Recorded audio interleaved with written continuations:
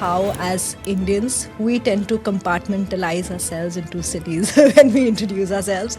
But it's only when we move out of the country and someone asks us that, where are you from? That's the first time that we say we are from India, and everything else just merges beautifully because that's just the one identity that we have. India, despite its vast area and the cultural diversity, has unity in diversity. And that's something that is very important when you are looking at a global career. So that sort of lays foundation. So, working in the conflict zones, for example, in Congo, conditions are harsh. There's a lot of uncertainty. There's risk also, which is involved. And you were leading team, right? You were. How was your leadership style there? Because I imagine that Is the Darfur, which is in the west of Sudan. Okay, there was genocide occurring there, and the Security Council had mandated a mission in that location. And I was the first chief engineer to start the mission. Desert environment, temperatures ranging to 50 degrees Celsius in the summer and biting cold in the winter, extreme.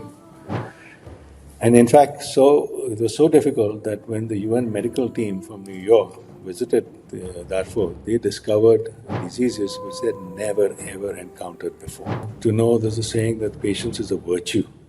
But patience is not a virtue. It's an absolute necessity when you're working in these situations, and especially in these organizations like the World Bank and the UN.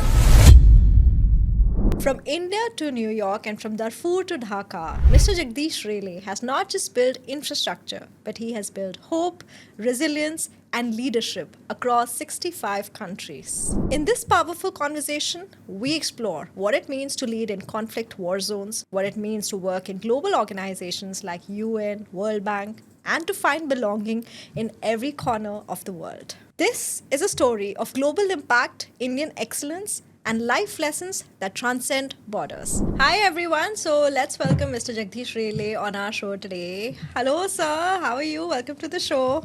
Thank you very much, Neha, for having me. It's a pleasure being with you. Thank you, sir. We're really grateful and really excited to learn so much from your career because it's quite unique. You've been to over 65 countries, and there's I'm sure a lot to learn from your experience through these years. So let's get started. If you could give a very brief introduction to all our viewers today. Thank you. So, I've come from a very modest background, and the good thing is that with that modest background, there's been strong, positive, and humane values which were inculcated, and most of all with integrity, which I think is the backbone of all my background over the years. I've been very privileged and fortunate in my life, both professionally and personally. And in professional life, I've had excellent mentors, which were my role models, and which actually led to my joining the United Nations and the World Bank. That was there was the foundation that I got from them. Moreover, there are very few individuals who get the opportunity to work with these organizations, and I was fortunate not only to have worked for one, but both. So that's my brief background to your listeners. Thank you so much. Thank you. So, welcome again. So, let's get started. And to begin this podcast, I want to start, with the conversation that we had earlier, before the podcast, where you were basically, talking about how, as Indians, we tend to compartmentalize ourselves into cities when we introduce ourselves. But it's only when we move out of the country and someone asks us that, where are you from? That's the first time that we say we are from India, and everything else just merges beautifully because that's just the one identity that we have. So talk to our viewers about that Japan incident that you were, talking about earlier.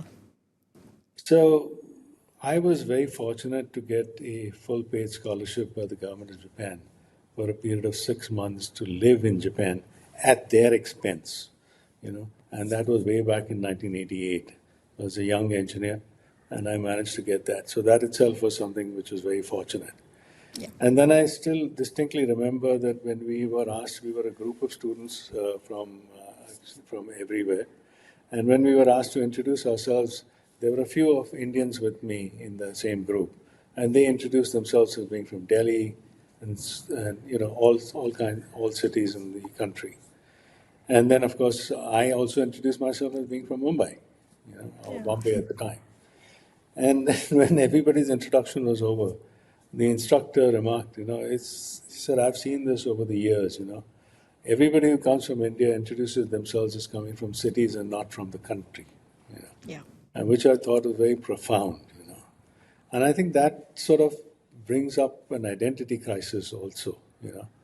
As you know, we were linguistically compartmentalized into states, and perhaps that's where it comes from. But I think globally we should think a little differently and think about it as being Indians.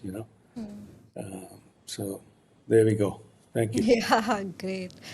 And I completely agree with that because that's something that I have also experienced.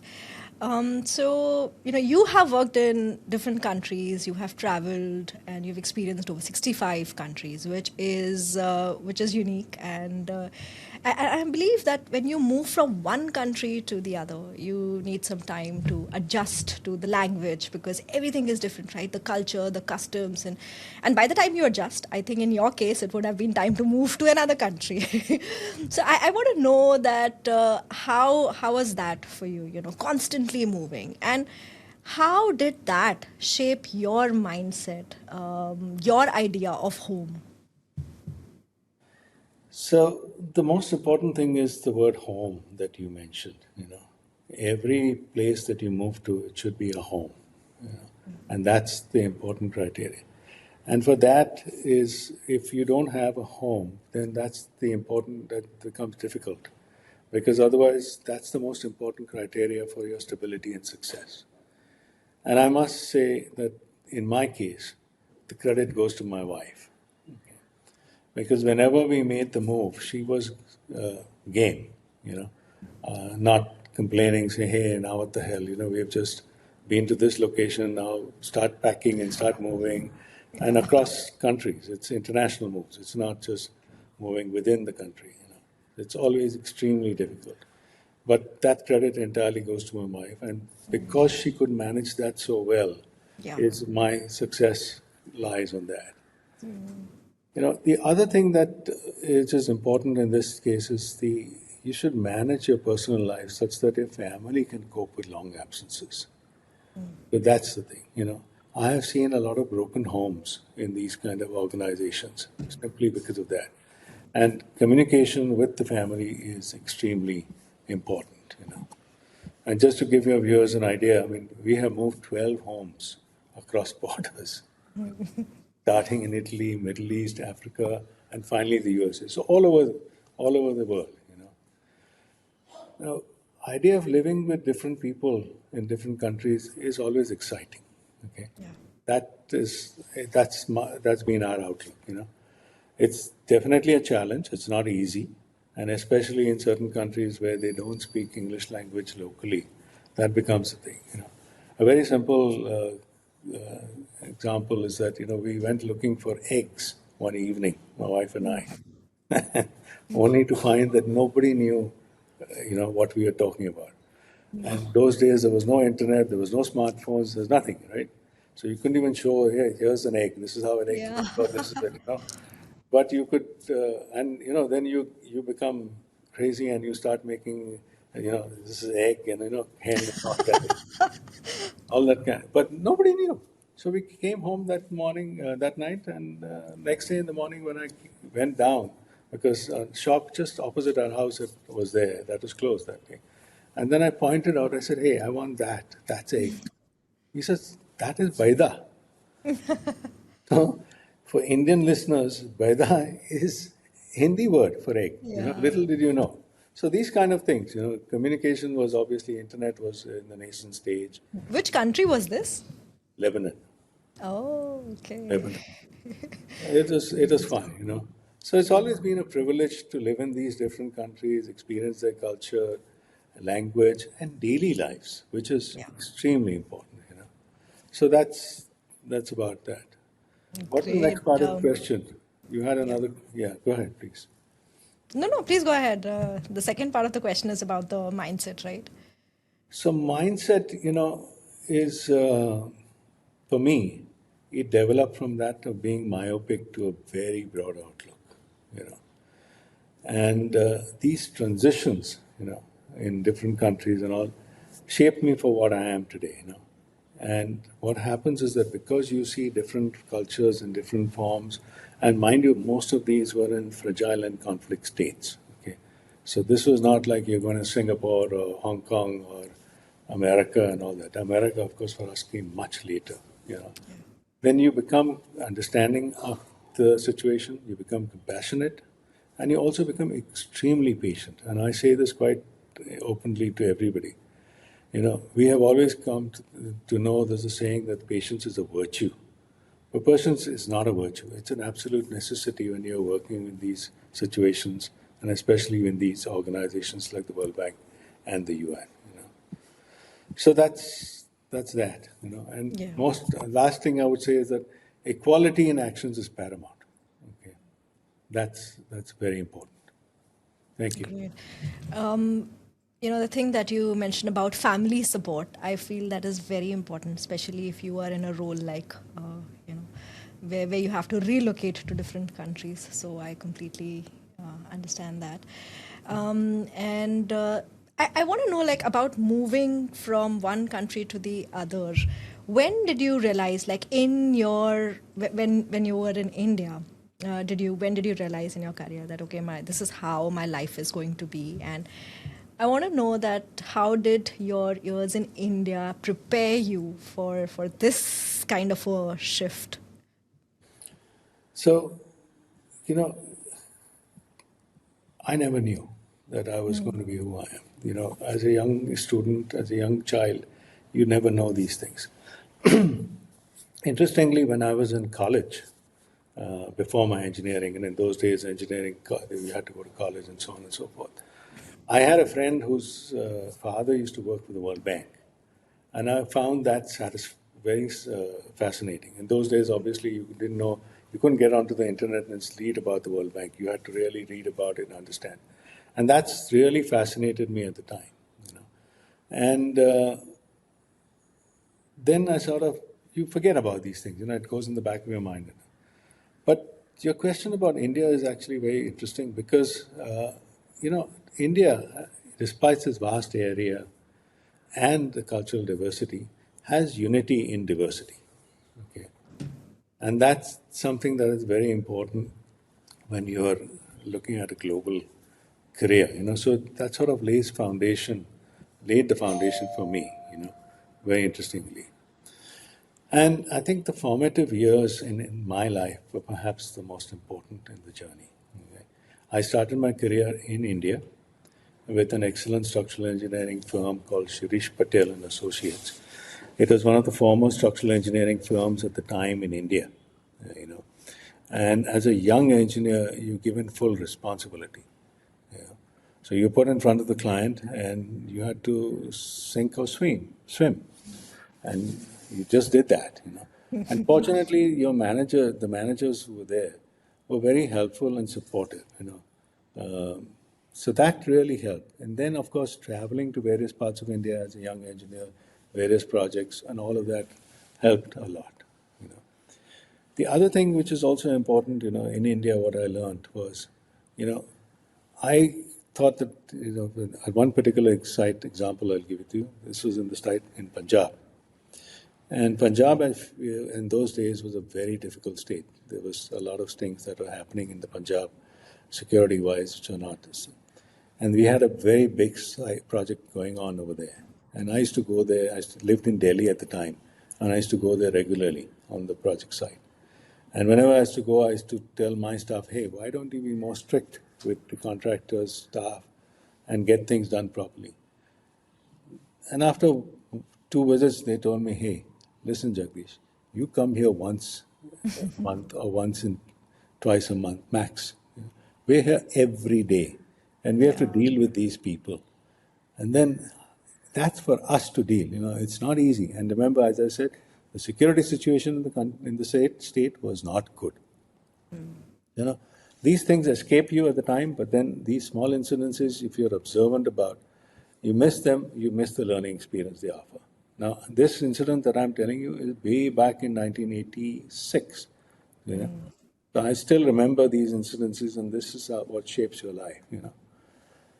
So these kind of things, that they're there. Many more incidences like this are there, but I think time is short. Yeah, Keep it. absolutely. And the thing that you mentioned about sink or swim, that's very true. Most of us learn a lot of things in life that way. And of course, unity in diversity. So India really prepared you, those formative years in India really prepared you for a life like this. And you had earlier mentioned about the conflict zones, right? So let's talk a little bit about that. So working in the conflict zones, for example, in Congo, I completely understand that it is, the conditions are harsh. There's a lot of uncertainty. There's risk also which is involved.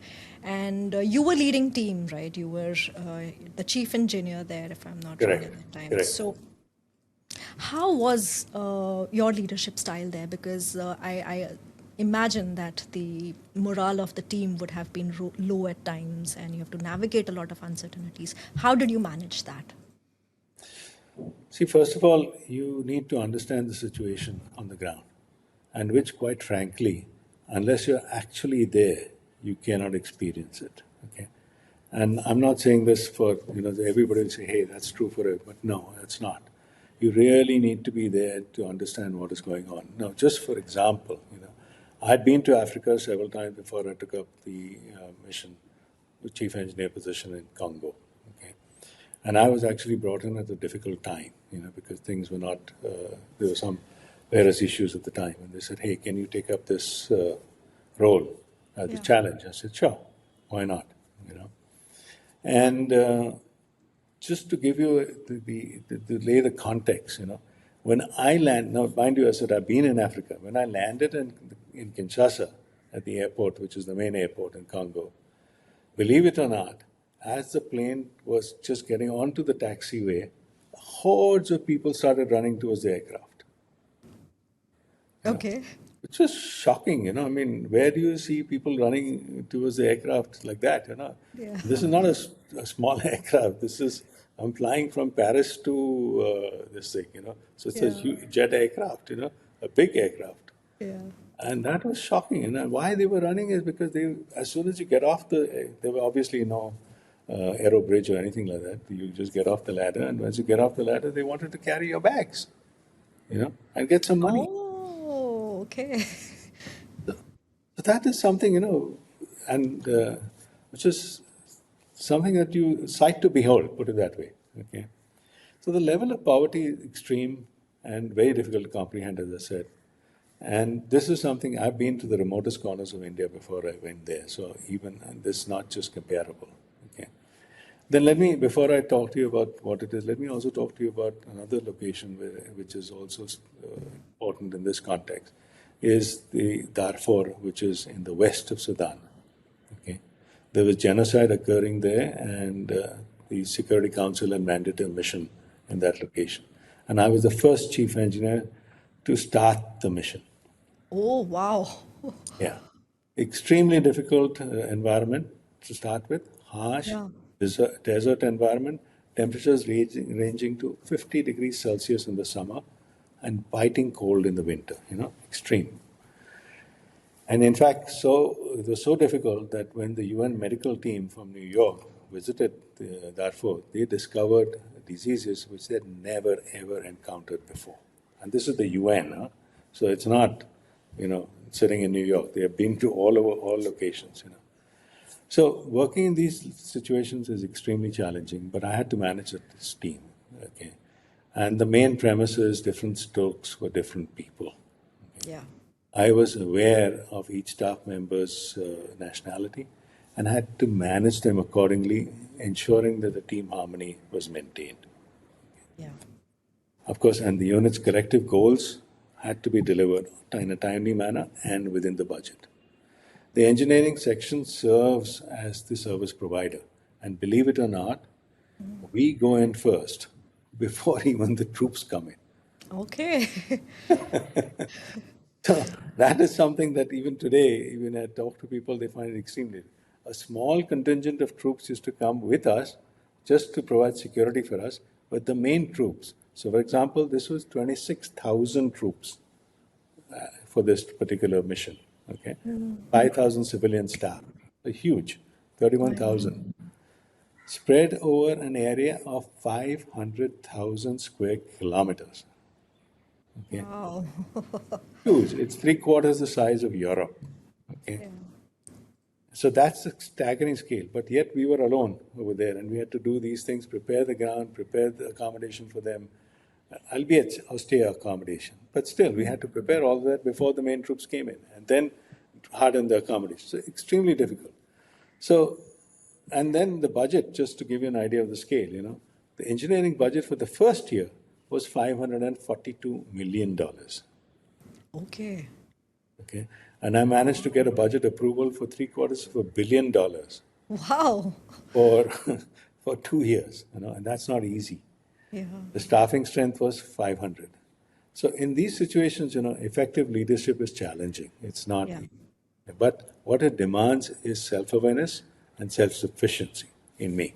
Okay, that means you have to rely upon yourself and not upon others for support. Okay, Yeah. you get to do everything yourself. Right. You just need. And frankly, we were working from, we get up in the morning till late night because New York used to wake up when it used to try get in the evening. So, you're just working. And there's nothing to do. So what do? You Yeah. only work.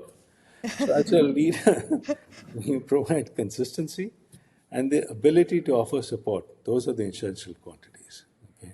Wow. Amazing. Yeah. So this is what it is. And then, again on leadership, I think what's important in these such circumstances, which many people will find it quite difficult to absorb, is do the right thing, not necessarily do the thing according to regulations.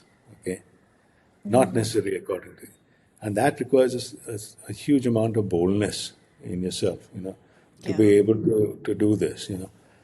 And you can get questions. So don't get me wrong. It's not that it's a free for all and kind of scenario. Auditors will come at the end and ask you questions. Besides, there's so many others people. Amazing. So that's the important thing. And you have to be consistent so that people know where you stand, and that includes not only your staff but the entire mission. Uh, Yeah. so that's what it is. Yeah. So, the thing that you mentioned about boldness, having courage, and also about integrity, doing the right thing, and having the courage to stand up and speak for yourself and for the team here. The question that I have now is about, UN and World Bank. Like, what does success look like? You know, two, three things that you have already mentioned. But other than that, what does success overall looks like when you're working in an organization which is as massive as these two organizations with, great scale and global? We're working with people from different cultures and backgrounds. You have to navigate a lot of things, a lot of complexities. And now we see, but we also know that there's a lot of political pressure. So I want to know that what is the definition of success? So this is obviously not an easy response, and I have to be politically correct when I give the Yes. responses as well. So I'll try my best.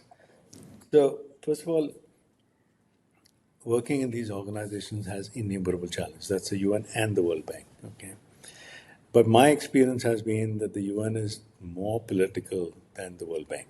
Okay, probably because of the nature of the organization and the other requirements.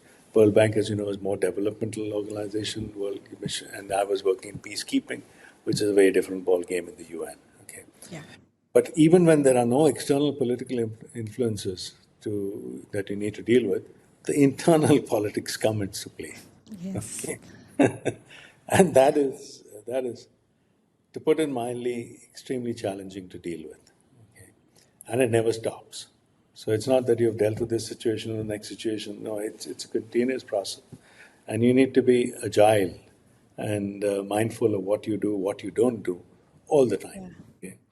So my guiding principle has been very simple: do my work, keep my head low, and that's it. Okay. But despite that, you're not left alone. You know, Yeah. there are so many influences that will come to you. Because you're doing your work. Also, there's influence. Okay, negative influence. I'm talking. Yeah. So success lies in managing these expectations and demonstrating reliability as a trusted partner. Okay, that's the most important. Let your work speak for itself. And crucial element in this is important. Crucial element of success in these organizations is that despite the fact that they're so large, geographically spread, they are extremely vulnerable to bad publicity, and that includes myself as a staff member. And word travels extremely quickly. So before even you meet someone new who you have never met before, that individual has checked you out, and your credentials are thoroughly checked before they even meet you. Yeah. So that is something. So finally, you have to anticipate the problems, issues, address them, sometimes firmly, before they balloon into unmanageable crisis. These are all important criteria for success. So it's not just one thing. You just need to do a lot of things. And frankly, once you are in it for some time, and when I say some time, it requires, in my view, at least 5 years of working in these organizations before you say you are somewhat of a veteran in the organization. Okay. Thank you.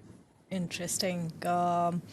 The thing that you said, that even when you are not getting involved, keeping your head low and working, there's still, influences, and you have to manage that. And I think that's true in any organization, but more so if you're working in an organization like this, which is huge. So I want you to give some advice to all the viewers who are like young Indian students or young professionals who want to pursue a path similar to yours. They aspire or they dream of working in different locations. They think of themselves as the citizen of the world, like you do. So, what kind of skills, attitude, or steps they need to take so that they can have a successful career? So what advice would you give to them? So, anyone who starts working in the UN or the World Bank knows that you don't choose a job, but you choose a way of life. And that's the most important. It's a different way of life. It's not something that you experience in the private sector. It's extremely difficult. Different, not difficult, sorry. Difficult, yes, but I would stress on different. Okay, you must be ready to work anywhere in the world, travel at short notice, and for that matter, I always had a suitcase ready. Okay, and so did all my colleagues. We all had our suitcases ready. So, for example, you're going to work in the morning, and you come back in the evening and tell your wife, "Tonight is my flight. I'm leaving." That kind of scenario. And you can't say, "No, please give me one more day. I'll come go after one day." That's not acceptable. So, and then you also need to know what these organizations embrace. So they embrace a lot of things: women's right, humans' right, peace, security, climate change, global harmony, development, in all spheres. So you must be sort of ready to work in all of these things and practice this as an individual as well. Okay. Yeah.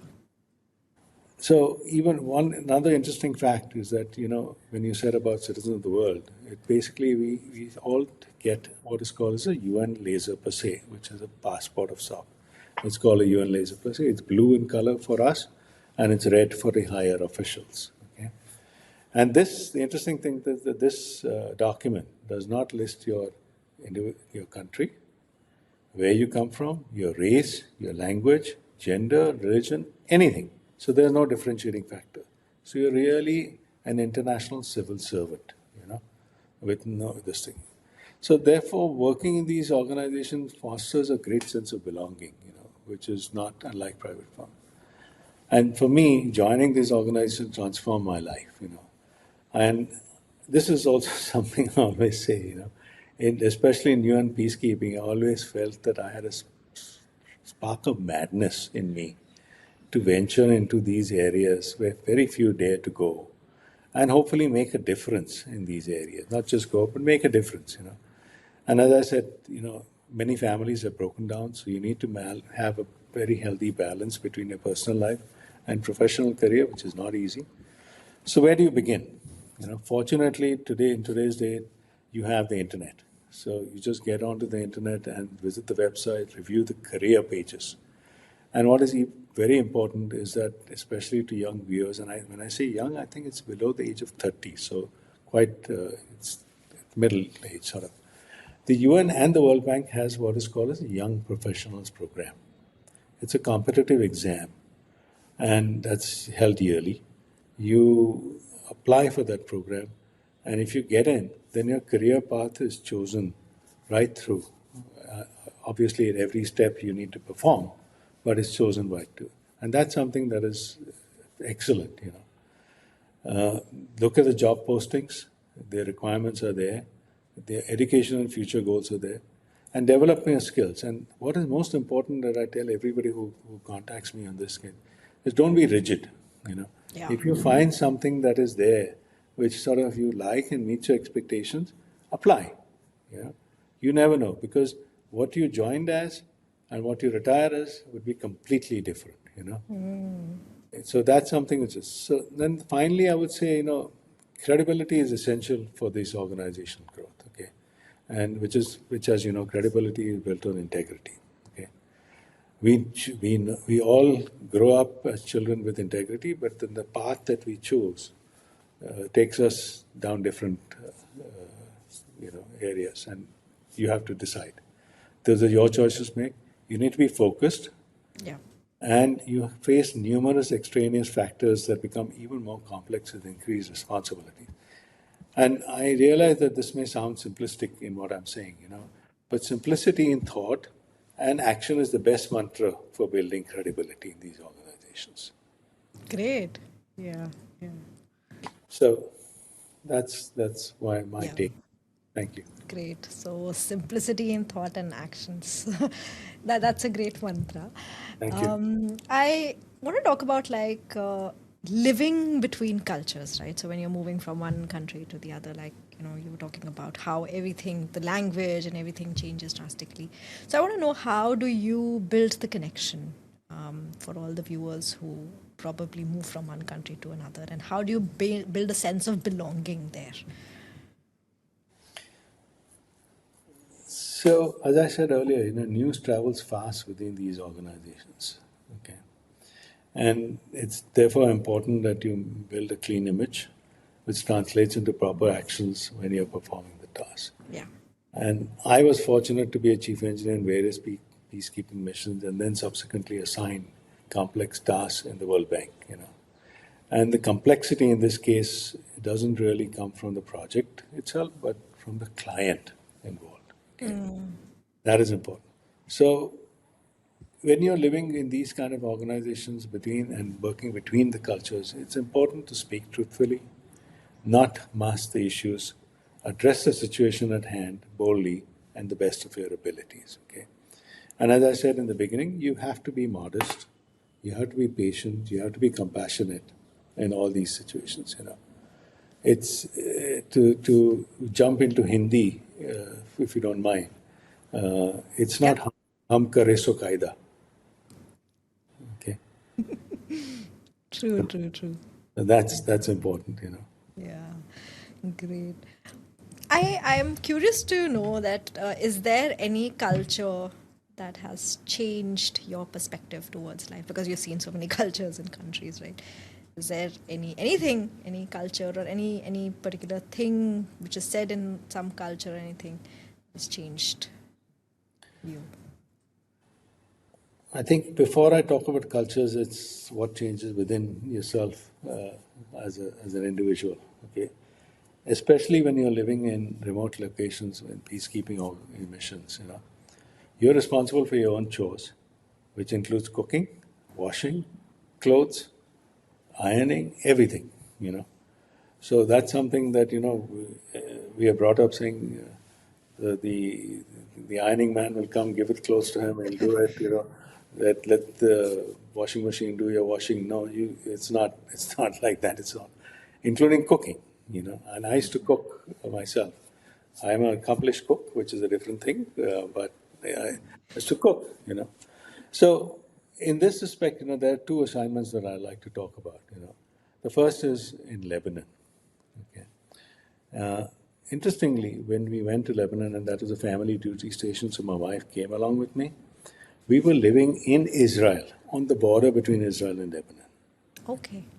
And every day for work, I had to cross the border into Lebanon, okay, and then come back in the afternoon, early hours of mid afternoon rather. And then when Israel withdrew from South Lebanon, then we had to move into Lebanon. Okay. So, we saw for a few years, 3.5 years actually, culture in Israel, and then for about a year and a half in Lebanon before I moved to another location. So there you go, moving places constantly. Yeah. And then, the stark contrast between the two societies in Israel, that is the Israelis and the Arabs, Yeah. and then the within Israel and Lebanon, which was throughout, was something that was deeply entrenched in our minds. Okay, because despite the suffering of the Lebanese people, you know, their tenacity in leading daily lives was something amazing. Okay, and something to behold. They're always smiling, welcoming you into their homes with a lavish spread. Okay, and it's not like you've given advance notice. Hey, I'm coming today. I'm coming tomorrow. I mean, not today. Tomorrow or day after. You just have driving pass, and you go in, and it's laid out for you. It's fantastic. And then rebuilding their homes, one conflict after another. And I've seen this from my own staff. So this was my home earlier. They show you photographs, and this is the home now you're in. And they've rebuilt it. One situation. Then is Africa, particularly sub-Saharan Africa. And my experience as the chief engineer in the Congo and Darfur was something amazing. And what happened with Africa is that when I joined the World Bank, I was entrusted with the Africa Security Power and Security Improvement Program, which encompassed almost all the 30 countries in sub-Saharan Africa. So I really feel very strongly about Africa and the subcontinent and that continent. The level of poverty, hardship, which are faced by the population, the stark disparity. We have disparity in India, but there it's even more. Is something that is difficult to imagine. And then with all of this, the lack of basic necessities like stable electricity and water were extremely troubling. You know. Yeah. And this sort of imbibes in your mind in a very different way. Yeah. And you again think about it as so different. And all you do is then you remain humble and compassionate, with this, which is something that both for my wife and I, we are really indebted, I would say, because that changed us dramatically. Absolutely.